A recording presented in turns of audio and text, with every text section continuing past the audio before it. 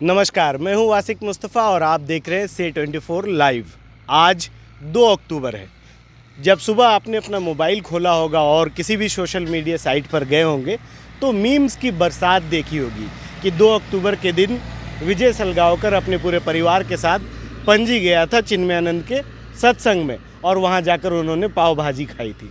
एक ये कहानी किस्सा 2 अक्टूबर से जुड़ी हुई जो पिछले 3-4 साल से जब से फिल्म आई है दृश्यम, तब से ये मीम हर साल सामने आता है। लेकिन 2 अक्टूबर खास क्यों है? आज के तिथि की खास बात क्या है? एक और चर्चा होती कि आज ही के दिन हमारे देश के एक ऐसे प्रधानमंत्री का जन्म हुआ था जो नदी तैर कर स्कूल जाते थे। एक ऐसे प्रधानमंत्री का जन्म हुआ था जो प्रधानमंत्री आवास में खेती करके किसानों के दर्द को महसूस करना चाहते थे। हम बात कर रहे हैं लाल बहादुर शास्त्री की। लेकिन 2 अक्टूबर जो खास है, जो सबसे ज़्यादा जिस चीज़ की चर्चा होती है, वो है हमारे राष्ट्रपिता महात्मा गांधी का जन्म दिवस, जयंती।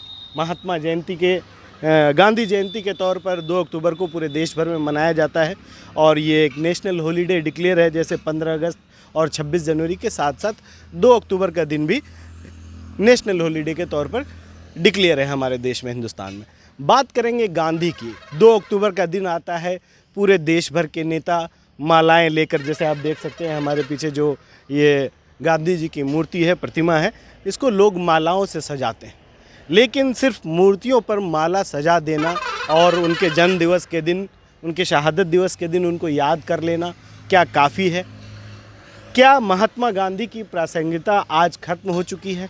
क्या महात्मा गांधी आज के समय में प्रासंगिक नहीं रहे हैं? क्या उनके विचार हम लोगों को अपने जीवन में नहीं उतारने चाहिए? तो इसमें सबसे बड़ी बाधा ये आती है कि जो आज की पीढ़ी है वो महात्मा गांधी के विचारों को और महात्मा गांधी के व्यक्तित्व को ज़्यादा भली भांति वो उनसे परिचित नहीं है। महात्मा गांधी को सिर्फ एक ऐसे व्यक्ति के रूप में मानते हैं लोग कि हाँ, स्वतंत्रता सेनानी थे और हमारे राष्ट्रपिता बने। बहुत सारे लोग ये भी नहीं जानते, ये भी नहीं समझते, जानने की बात नहीं, समझने की बात है कि समझने की बात ये है कि उन्हें राष्ट्रपिता क्यों कहा गया, किस वजह से उन्हें ये उपाधि मिली कि गांधी जी हमारे राष्ट्रपिता होंगे। तो इसमें एक शब्द है राष्ट्र। राष्ट्र शब्द को अगर आप समझ जाएंगे तो ये भी समझ जाएंगे कि गांधी को राष्ट्रपिता क्यों कहा जाता है। जो हम लोग आम समझ है, आम लोगों की समझ है राष्ट्र शब्द को लेकर, राष्ट्र का मतलब लोग देश समझते हैं, लेकिन राष्ट्र का मतलब देश नहीं होता है। राष्ट्र का मतलब होता है एक आम भावना कि हम सब एक हैं, ये भावना, एक जैसे लोगों का झुंड, एक जैसे, एक ऐसे लोग जिनके अंदर एक भावना हो, एक क्या कहते हैं, फीलिंग ऑफ वननेस, एक होने का एहसास। जब तक एक होने का एहसास नहीं हो तब तक आप एक राष्ट्र नहीं हो सकते। महात्मा गांधी ने किया क्या अपने जीवन में, उन्होंने क्या हासिल किया?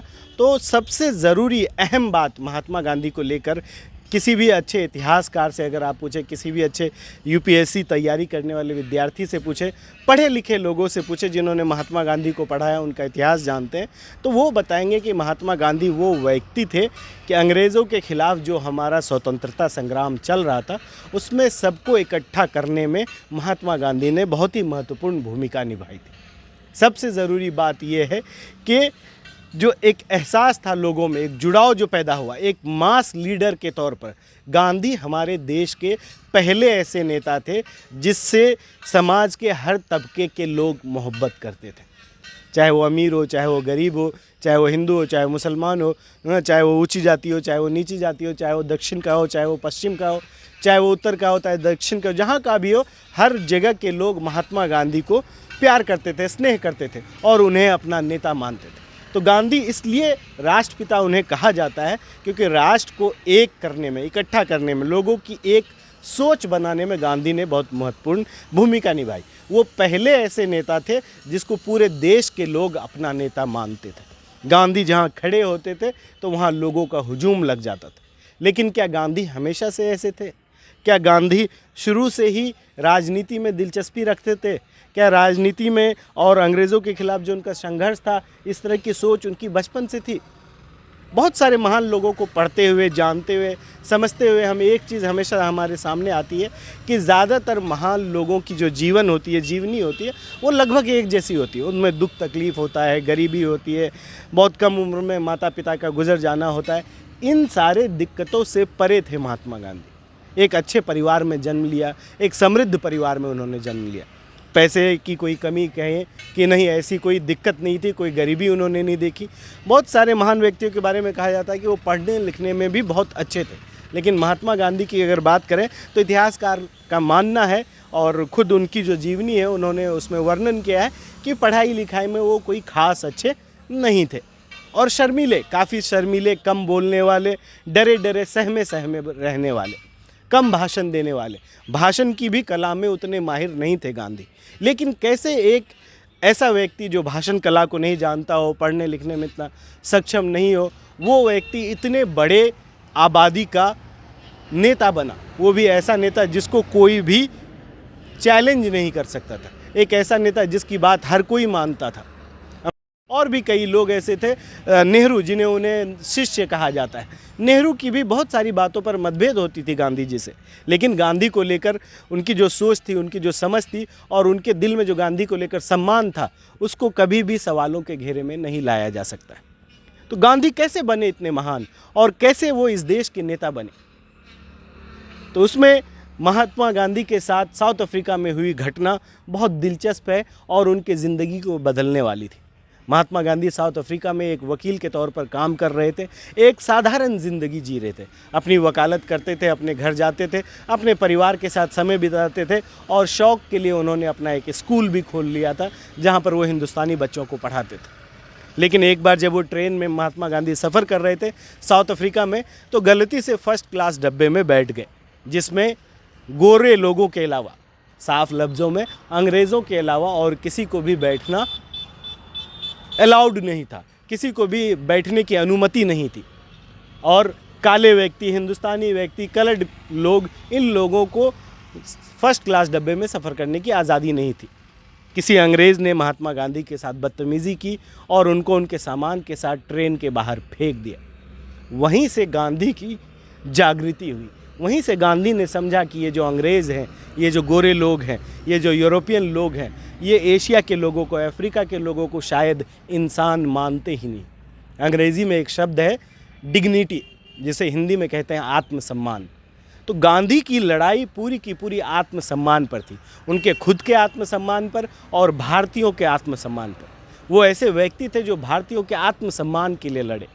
उनके ये विश्वास था कि यहाँ के लोगों को ये हक होना चाहिए कि वो ये फैसला कर सके कि उन पर हुकूमत कौन करे और कैसी हुकूमत करे। अहिंसा को लेकर भी चर्चा होती है। गांधी जी अहिंसा के बहुत बड़े वकील थे। अहिंसा को हमेशा जो है वो एडवोकेसी उसकी करते थे। एक तरह से कहिए कि उस लोगों से ये कहते थे कि हमें हर हाल में हिंसा को रोकना चाहिए और अहिंसा का रास्ता अपनाना चाहिए। सत्य और अहिंसा, ये दो सीख गांधी दुनिया को दे गए और सिर्फ हिंदुस्तान को ही नहीं, पूरे दुनिया भर ने इस चीज़ को गांधी से सीखा। चाहे हम अमेरिकन मार्टिन लूथर किंग की बात करें या फिर अफ्रीकन नेल्सन मंडेला की बात करें, ये वो लोग थे जो गांधी के रास्ते पर चलकर गांधी के बाद अपने देशों में अपने लोगों के अधिकार के लिए लड़े। गांधी एक दिन में या एक समय में प्रासंगिक नहीं, गांधी जब तक मानवता है तब तक प्रासंगिक रहेंगे, उनके विचार प्रासंगिक रहेंगे। आज गांधी से जुड़ी किताबें लाइब्रेरियों में धूल खा रही है, उन्हें कोई पढ़ता नहीं, गांधी के विचार को कोई जानता नहीं, गांधी को कोई समझता नहीं।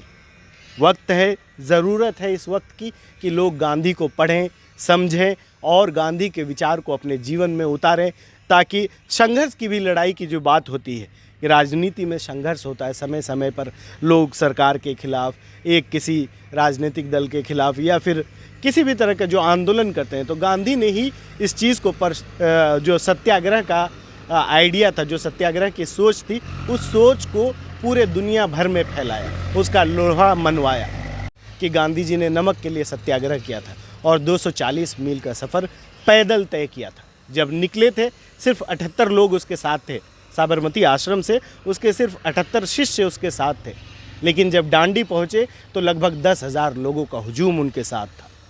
तो ये विचार है गांधी के, ये ताकत थी गांधी की। गांधी ने देश को जो आज़ादी की लड़ाई थी, उस लड़ाई को बहुत मजबूती से लड़ा और हमारे राष्ट्र निर्माण में बहुत महत्वपूर्ण भूमिका अदा की। आज एक ऐसा दिन है जब हम गांधी को याद करें, उनके विचारों का पालन करें, उनके विचारों को अपने जीवन में उतारने की कोशिश करें। आप देख रहे थे से 24 लाइव, वासिक मुस्तफ़ा के साथ।